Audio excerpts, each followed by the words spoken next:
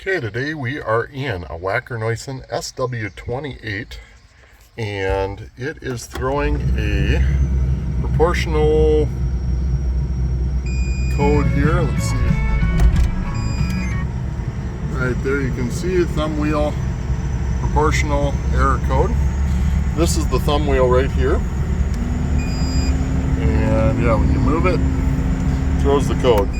So we've got a bad switch. The only way that we replace this switch is with the entire joystick, which I will show you how we do that here in a couple minutes.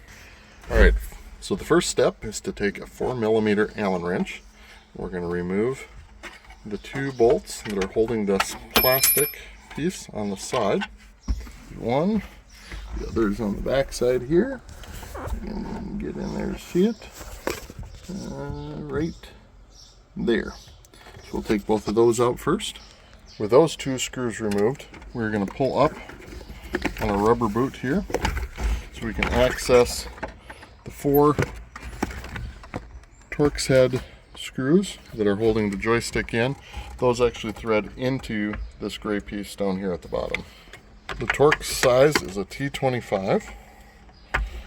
These nice little Torx drivers. Otherwise you can use any kind of Torx that'll get down in there. So my last screw here, you can see it drops the armrest piece out of there. It allows us to pull our joystick out like this. On the joystick we're going to have two plugs. One plugging directly into the base, which is actually for the drive portion of this stick, and then the other goes up to the handle for all of the buttons and controls on the top. We'll unplug it like that, and there we have our joystick out. Here we've got our new joystick. The thread plugged through where that goes. I can plug stuff in one-handed here.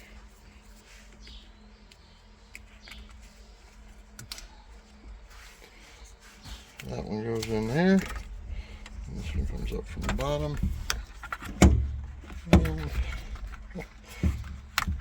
right there. Make sure we're tight. Now we can mount that back in with those four screws. Okay, that's bolted in. So now we can just tuck down our rubber deal here. Little pieces that kind of hook on the corners to keep it from riding up.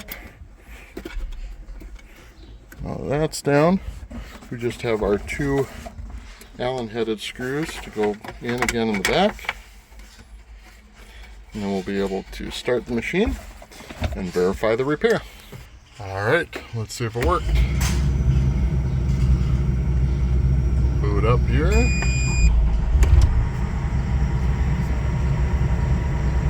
Not getting that code right away. Let me go ahead and put on my seatbelt. Latch our function there. Run our auxiliary a few times. And we're not getting any codes. We should be good to go. One other thing I will note is this top part of the handle can be changed independently from the bottom half. The price difference isn't that much. So we just went ahead and did the whole unit, which includes the drive controller part here on the bottom, as well as the top. In order to change that out, what you would do is take these bottom two screws out. Those thread into this metal rod right here. With those out, you can just slide the handle off of the rod. And this wire harness here is just zip tied into the base and can be changed independently from the base. So you do not have to change the entire assembly if you did have a failure here up on the top. But I do not believe they sell the base independently from the top. So if you do have an issue with your drive portion of it, you are going to be replacing the whole thing.